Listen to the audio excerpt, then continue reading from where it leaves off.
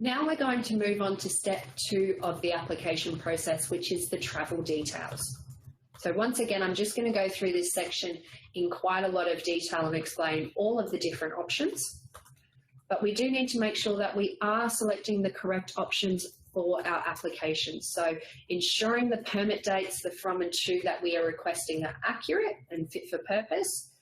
Ensuring the correct return trip option is also selected, and I'll be able to go through and explain the different options shortly, and also the correct permit duration. So is it a period permit or is it just a single trip or fixed trips permit? So making sure we are selecting all of the correct options.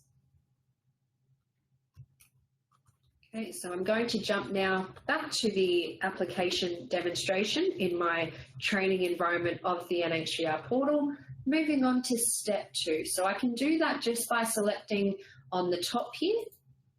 I could have also done it by selecting at the bottom of that page the next option. Okay, so travel details now is just the one page. Once again, depending on the heavy vehicle combination that you selected earlier in step 1 is dependent on the different options that we need as the regulator and the road manager to assess your application. So we have continued on now with a special purpose vehicle, a 4-axle crane, and that has prompted me for some special crane information that we need. If it was just going to be a Class 2B double application, you'll notice that this page looks a lot barer because we only need your period from and period to dates. So as I said, depending on the heavy vehicle that you selected on step 1 of this application is dependent what you'll see here and what we need in regards to travel details. So the first field here is your requested period from and period to date. Now, under the Heavy Vehicle National Law, or the HVNL, a customer can request a maximum of a 3-year permit duration. So I can select in the from and select today's date if I need it as soon as possible. And then in my period 2, I can request the 3-year duration. Now, it's something very, very important to remember. Although I'm requesting a full 3 years, it's always the duration minus 1 day. So if I'm just going to request 1 year, it's always 1 year minus a day. Now, and also, instead of selecting through this calendar all the way to 2022, I am able just to type in this field. So if it's going to be the 7th of August 2019, if I want to request 3 years, it needs to be 3 years minus 1 day. So the 6th of August 2020. Okay, and if I just select out of that field now, you can see it has accepted that. Now, I understand with free text typing it doesn't really accept full stops, I don't believe, or dashes. It's best just to use the slash when free text typing in there. Otherwise, by all means, you can select all the way through to 2020, whatever's easier for you as the user. Also, if this was going to be an oversized over mass movement where it's just one single trip from Queensland all the way down to the South Australia WA border, for example, and I know that I need to move in the month of October, I can also request my dates, or sorry, September is the next month in the year. I can request that I just want my permit for September. So you can be as specific as you need to be, really.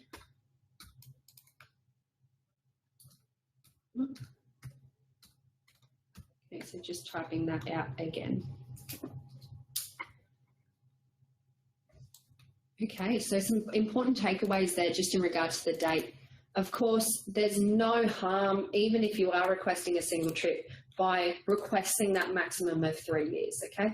That just opens you up to the most option you can have. Of course, when this application goes on to the road manager, they can always provide a consent for a shorter permit duration. So even though you've requested 3 years, they may only issue you a permit for 12 months. But at least by requesting 3 years, you're opening yourself up for the largest possible option for this particular field. So my personal recommendation is, why not always ask for the maximum of 3 years and just see what the road manager is willing to provide consent for.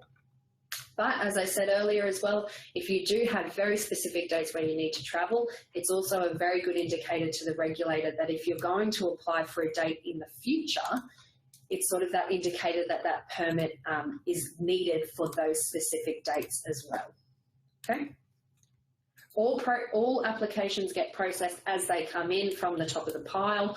So if you set your dates in the future, we're still going to process that application as soon as possible and get it off to the road managers and hopefully have your permit back well and truly before you need to travel.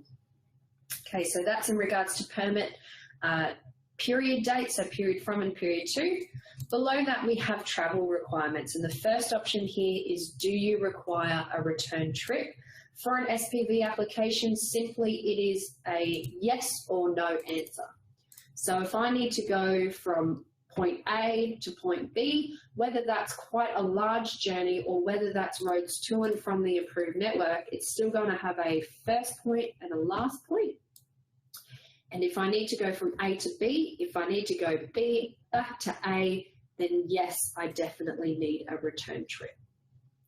For an oversized overmass application, it gives you three options. It gives you a no, a yes laden, and a yes unladen option. So something to be very, very conscious of. If you are going to go A to B with the dozer on the back of your truck, on the back of your low loader, then and you need to go B to A with that dozer still loaded, then it's yes laden. If you are going to return and you are still a heavy vehicle, maybe the trailer's too long and you can't fit back onto general access prescribed dimensions, you're returning, yes, you need a return trip, but you're going to be unladen. Once again, if you have any issues or concerns, just give a member of the NHVR a quick call. We're able to provide that advice based on your situation, and it's best to get the application correct in the first instance to avoid an additional information request or to avoid getting issued a permit with the wrong option on it based on what was selected right here in the application. To the right of that, we have a night travel option. So this is specifically if you want to operate during the night time. It will ask you for a reason as to why you need to operate in the night. So for a crane application, I understand that a lot of the road managers always restrict just to sunrise to sunset travel. So if you are specifically wanting to travel in the night time, just select that option there and select why you are wanting to travel. So you might say that we get up at the before the sun rises to ensure that we're at the job as soon as the sun rises, or whatever it may be.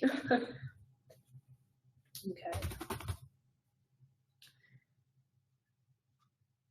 Below that, we have period or fixed trips. So this is really your permit duration option. So we have three options here. We've got period permit, single trip, and multiple trips. So you'll see this option on all Class 1 and sometimes Class 3 applications.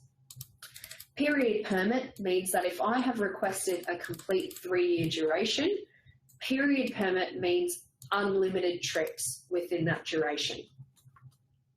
Single trip means that on my permit, it's only going to say you have approval for one trip. And if you have selected that you need a return, it will include one single trip from point A to point B and the return from B back to A. But you only get to perform that journey once as a single trip. Multiple trips allows you just to nominate, maybe you need to go A to B and B back to A as the return. Maybe you need to do that 3 times for whatever reason. So it's really that in-between option from just a single trip to unlimited trips. You can identify how many trips you need to do. Okay, but really the most common one is going to be period permit or single trip. Now, once again, if you request a period permit for unlimited trips, the road manager can provide consent just for a single trip. So it's my personal recommendation, always go out for the period permit because once again, you're giving yourself the most option for your application. The road manager will never refuse based on the dates or the period or fixed trip. So they're just going to reduce your permit essentially. Below that, are you operating in convoy? Once again, a field that you'll only see on Class 1 applications and some Class 3. Are you operating in convoy? No, for partial of route or for entire route. So it's just about selecting the correct option. Now, this last field here, or the last two fields, are very, very important for special purpose vehicles, SPV, and especially for cranes.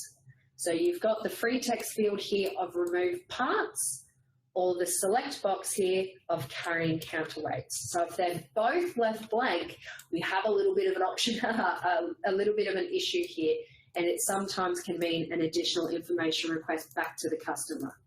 So removable parts means if you're going to be travelling on the roads without your counterweights, you'll be putting in here counterweights. Okay, maybe you also have taken off the hook or the fly. Excuse me, I'm not 100% sure what that means, but I see it on a lot of applications. So everything that you're going to actually take off the crane when you are operating on the road, it's really, really important to put that in the application. Now, of course, if you aren't taking anything off the crane, which means essentially you are going to be also carrying your counterweights. So if this field here is left blank, it means consideration needs to be given to selecting this field here of carrying counterweights.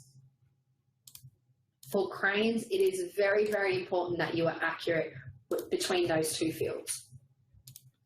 The last option here that you're only going to see on special purpose vehicle applications is, are you enrolled in IAP? So selecting that option, and then of course nominating the states that you are enrolled in IAP. So that is the travel details. As I said, it's really, really important to get, especially this second section here, that information correct, because that is going to result in what type of permit you get. So if you need a return journey on your permit, you need to be making sure that you select yes. If you need night travel and you need the road manager to assess this heavy vehicle application specifically for night travel, make sure you've got that one ticked. Whether you get a period permit or a single trip or multiple trips, just keep in mind that the road manager can always reduce either the period permit from and to dates, or even whether it's a period permit or a single trip, but at least you are requesting the most. Are you operating in convoy, and remove parts and counterweights? Okay, and also the IAP. So ensuring that I've got all of the mandatory fields completed, I can come down to the bottom of the page now and select next. Okay, I could have also done the same thing just by coming up to the top here and selecting on route 3. Step 3, which is the route.